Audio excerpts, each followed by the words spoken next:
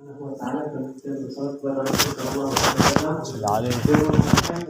Alhamdulillah sekali lagi kepada Allah Subhanahu wa ta'ala yang telah mengumpulkan kita pada pagi hari ini di tempat yang berkah, yang mana di situ ada suatu perkataan, ada suatu hadis Rasulullah SAW yang mengatakan bahwasanya keluarnya kita di pagi hari untuk menuntut ilmu dari lebih afdal daripada dunia seisinya. والغدوة من بعد صلاة الفجر إلى الإشراق.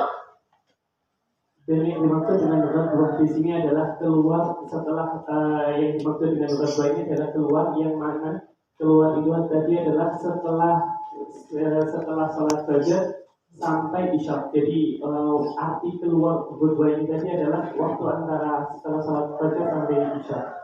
هذا الوقت المبارك الذي يجب على كل من قال لا إله إلا الله محمد رسول الله محب لرسول الله وللسلف الصالح أن لا ينام من بعد صلاة الفجر إلى الإشراق. لا ينام.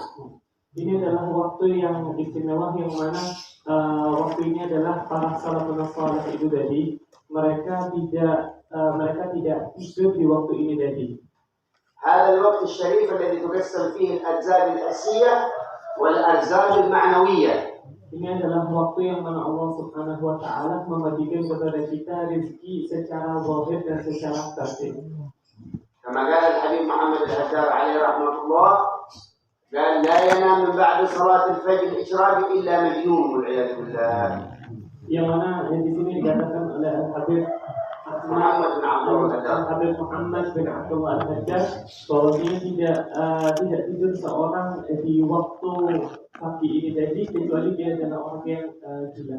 Dan la yanam fi hadha al-waqt illa majnun wal 'iyad billah. Annahu la tanalahu nafahatullah wala arzaq la hissiyah wala ma'nawiyah wa yakun mudayyaq 'alayhi rizq wal 'iyad billah.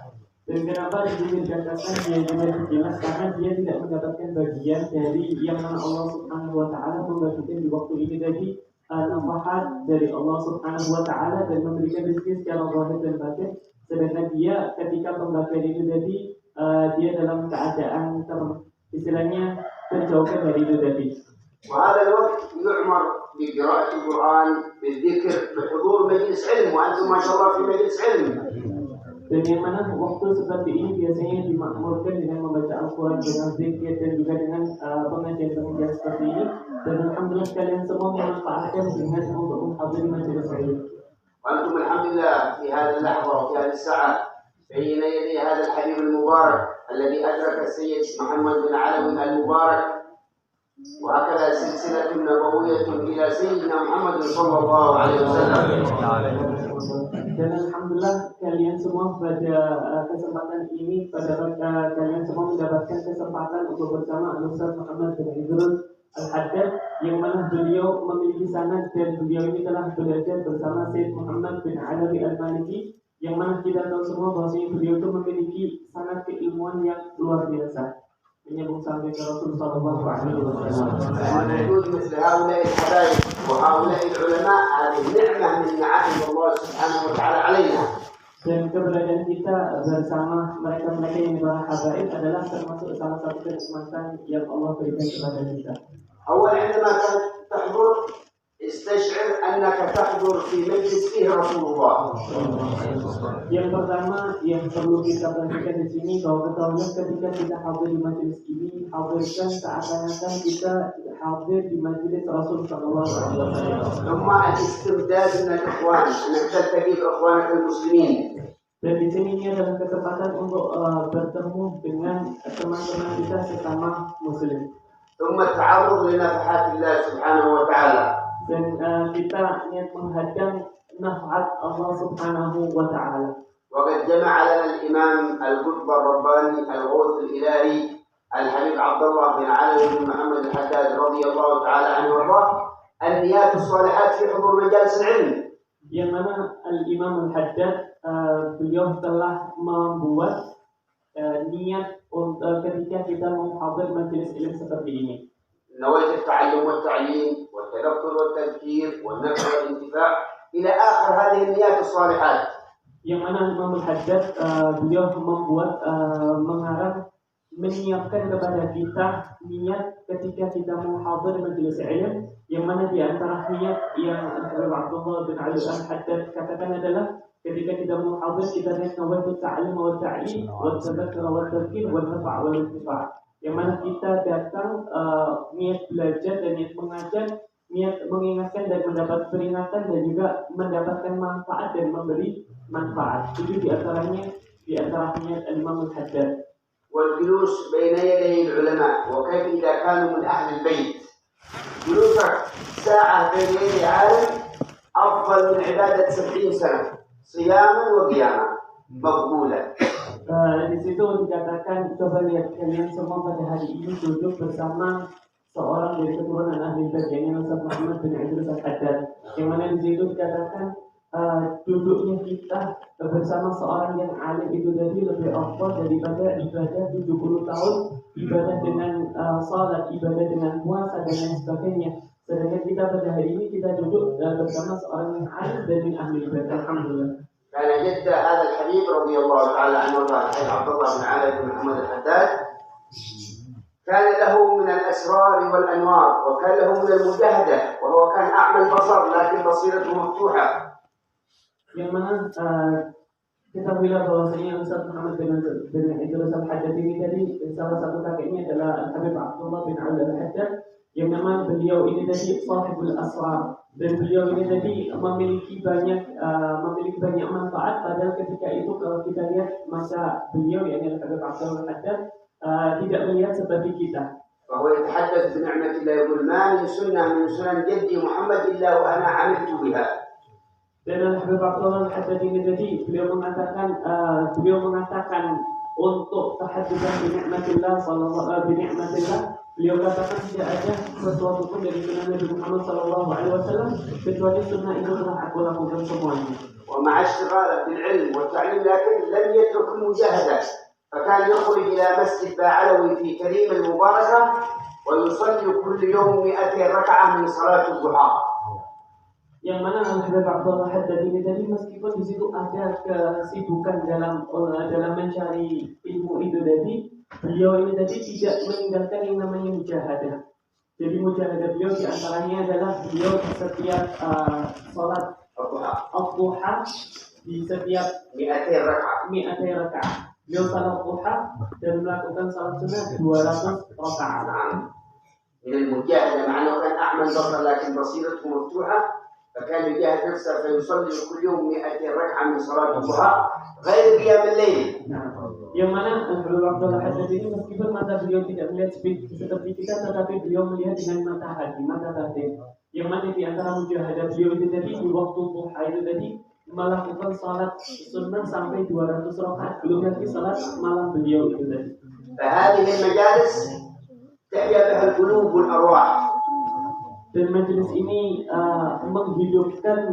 menghidupkan hati dan juga jiwa kita. هذه المجالس ظلال الروح وليس ظلال الجسد، لأن للجسد ظلال، فهذه المجالس ظلال الروح. Majelis ini adalah makanan untuk ruh kita itu tadi, yang bukan makanan untuk jasad kita. Karena tubuh juga butuh makanan, roh juga butuh makanan, asupan. قال عليه الصلاة والسلام حضور مجلس علم أفضل من صلاة 1000 ركعة وتشييع 1000 جنازة وعيادة 1000 مريض. Yang mana Rasul Shallallahu Alaihi Wasallam katakan kalau kita hadir di majelis ilmu, maka hadirnya kita ini tadi lebih afdal dari sholat sunnah 100 rakaat, lebih afdal dari mengunjungi 1000, mengantarkan 1000 jenazah, dan lebih afdal juga dari mengunjungi 1000 orang sakit. ولا يمكن أحد في هذا الزمان أن يصلي 1000 ركعة، لا يمكن، مستحيل. Dan kalau kita lihat di zaman ini tidak mungkin kita bisa mau dan bisa melaksanakan sampai 1000 rakaat. ومستحيل أن أحد يصلي 100 ركعة، مستحيل. Apalagi 1000 aja enggak, apalagi 100 rakaat. بل بعضهم مستحيل حتى أن يصلي من الضحى ركعتين، مستحيل عند بعض الناس، ثقيلة عليه. Dan beberapa juga jangankan sholat 100 atau 1000, sholat 2 rakaat duha saja mereka merasa berat. فسيدنا عبد الله حداد باعلوي يصلي كل يوم 100 ركعة من صلاة الضحى. Sedangkan bagaimana Habib Abdullah Haddad beliau sholat di waktu duha itu sampai 200 rakaat. ويقول يا ويح نفسي الغوية عن السبيل السوية أضحت الروج علي وقصتها الجاه والمال. Dan beliau sudah bermujahadah seperti itu, tapi beliau masih istilahnya berkata kepada hadinya itu tadi, wahai nafsu yang mengajak ke kejelekan ini tadi. Ya Rabbi qad ghalabatni. Dan katakan kepada Allah Subhanahu wa ta'ala, ya Allah, aku telah dikuasai. Wa bil amani sabatni. Dan juga di situ angan-angan telah mendahului ke aku. Wa fil hududi kabatni. Al-hudud, hudud an-nafs. Dan juga di situ kadang keinginan hati ini tadi telah istilahnya telah mendahului. Ila qad ista'antuka rabbi ala mudawat qalbi. Sampai Habib Abdullah Haddad dalam qasidah itu tadi memohon kepada Allah Subhanahu wa taala agar Allah membantu untuk memberikan kesembuhan dalam penyakit hati ini. Yang mana Habib Abdullah Haddad ketika beliau bermunajat seperti ini adalah min babil tawadhu, karena kerendahan beliau dan bentuk penghambaan beliau kepada Allah Subhanahu wa taala. يروى أن أحد الحضارم أراد أن يحج ويزور النبي عليه الصلاة والسلام. Diriwayatkan pernah ada seorang beliau itu jadi ingin ada seorang di Hadramaut itu jadi ingin haji dan ingin berziarah ke makam Rasul Sallallahu Alaihi Wasallam. فلم تتيسر له الحج والزيارة. Akan tetapi tidak dimudahkan jika dia bisa melaksanakan haji dan berziarah ke Nabi Sallallahu Alaihi Wasallam. فرأى النبي صلى الله عليه وسلم في المنام. Kemudian orang tersebut melihat Nabi Muhammad Sallallahu Alaihi Wasallam dalam tidurnya. وقال لو زرت ولدي عبد الله حداد كأنما زرتني. Maka ketika itu Rasul Sallallahu Alaihi Wasallam, kalau seandainya engkau mendatangkan Habib Abdullah Haddad, maka itu seperti engkau menziarahi aku. وأنتم في حضرة الإمام الحداد وعند أحد أولاد الإمام الحداد. Dan kalian semua dalam istilahnya dalam hadrat Imam Al-Haddad dan bersama salah satu cucu dari Habib Abdullah Al-Haddad.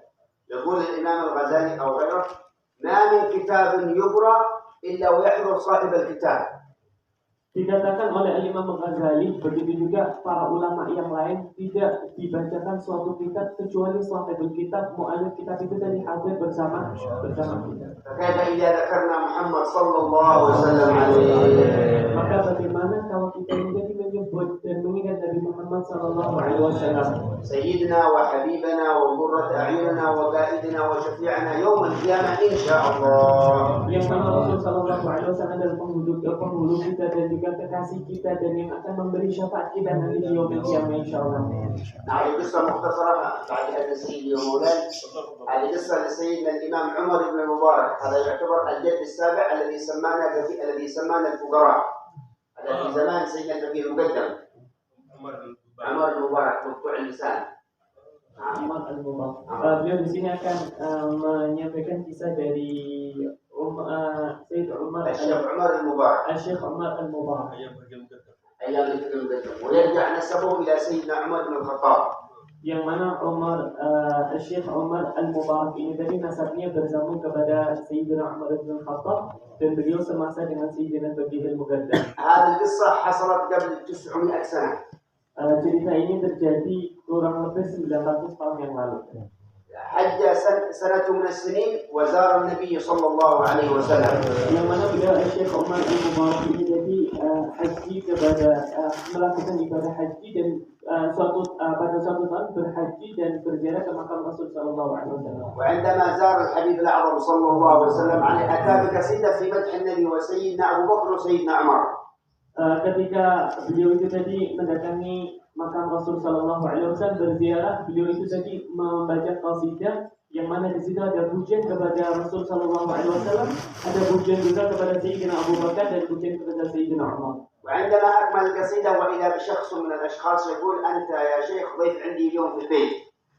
Maka ketika beliau tadi telah merampungkan dari pembacaan qasidah itu tadi, tiba-tiba ada seorang yang mendekati beliau dan mengatakan, wahai Syekh, kamu sekarang hari ini adalah tamuku. وأدخله إلى البيت وأدخله في غرفة صغيرة.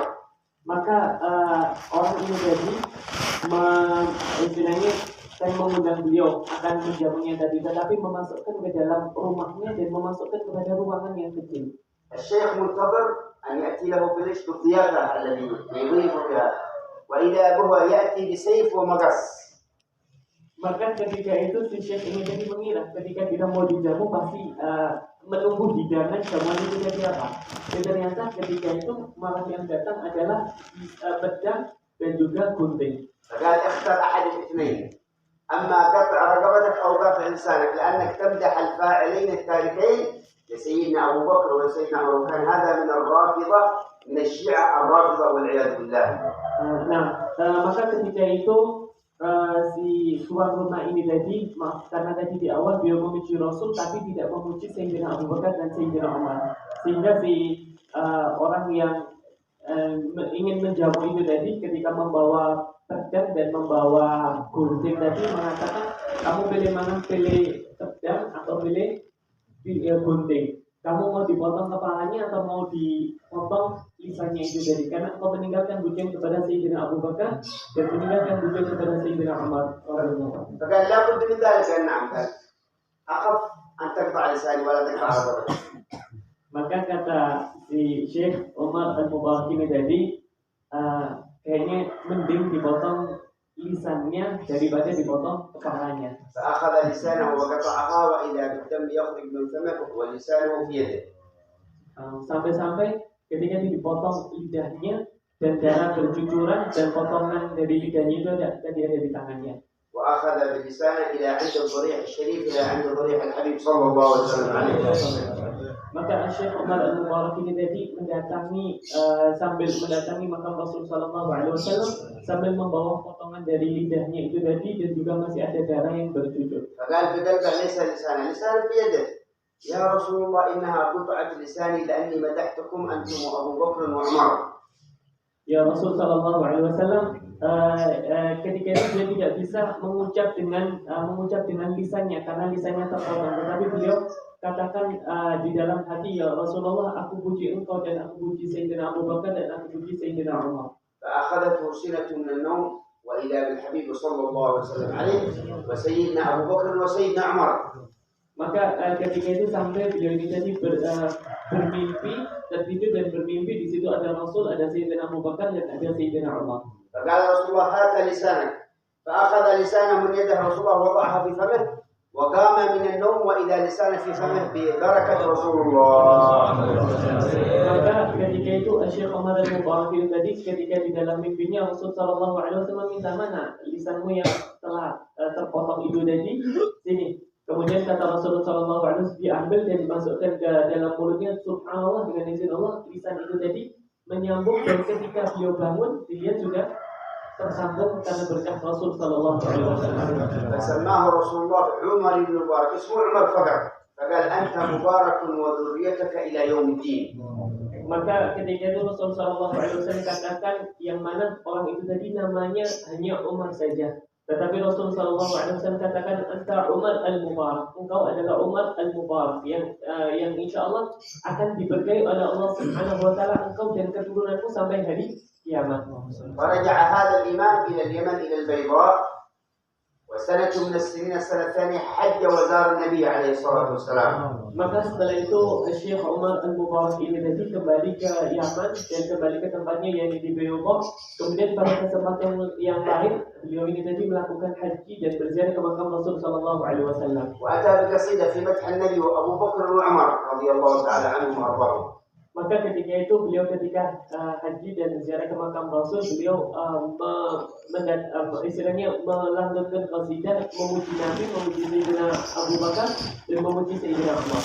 وإذا شاب ذو هيبة وجمال وقال يا شيخ أنت ضيف عندي اليوم. Maka ketika itu terjadi seperti yang awal. Maka datang seorang yang berwibawa, karismatik dan lain sebagainya mengatakan kepada beliau, wahai Syekh, engkau hari ini dalam jamuanku. فأخذه إلى البيت الذي قطعت فيه اللسان السنة الأولى. Maka si Syekh ini tadi dibawa ke tempat di rumah yang mana di rumah itu tadi tempat yang mana terjadi pemotongan lisannya itu tadi.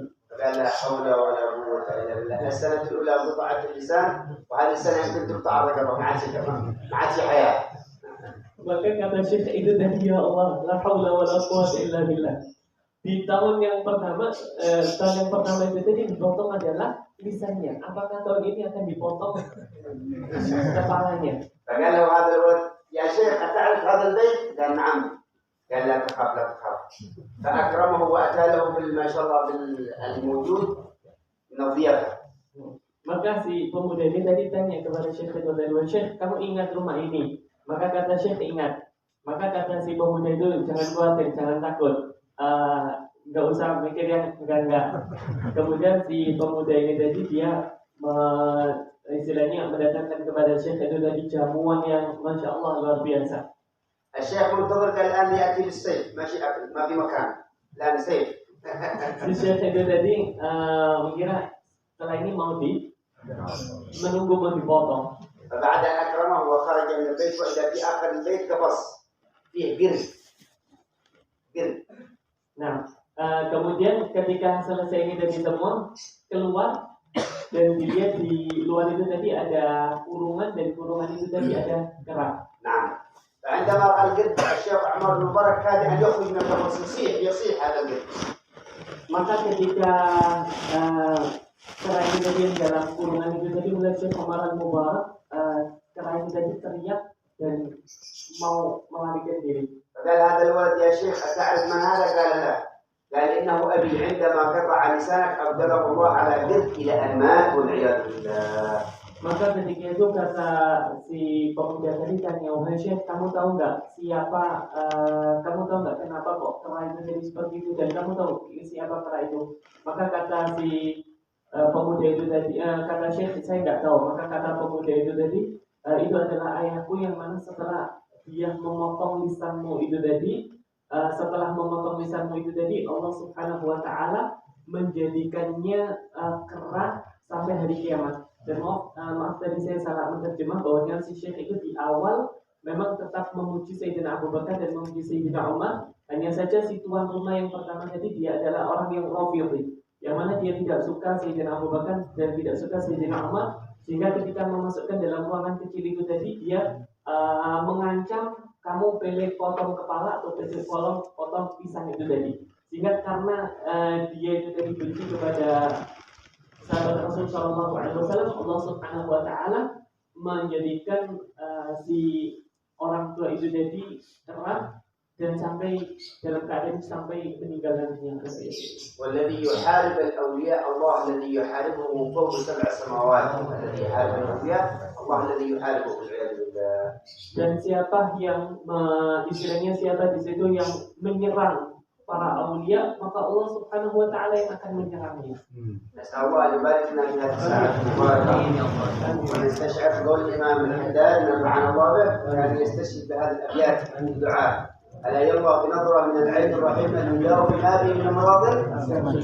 ألا يرضى بنظرة من العين الرحيم أن يداوي ما بها من المراضل. والحمد لله رب العالمين والعفو سيد. Ini yang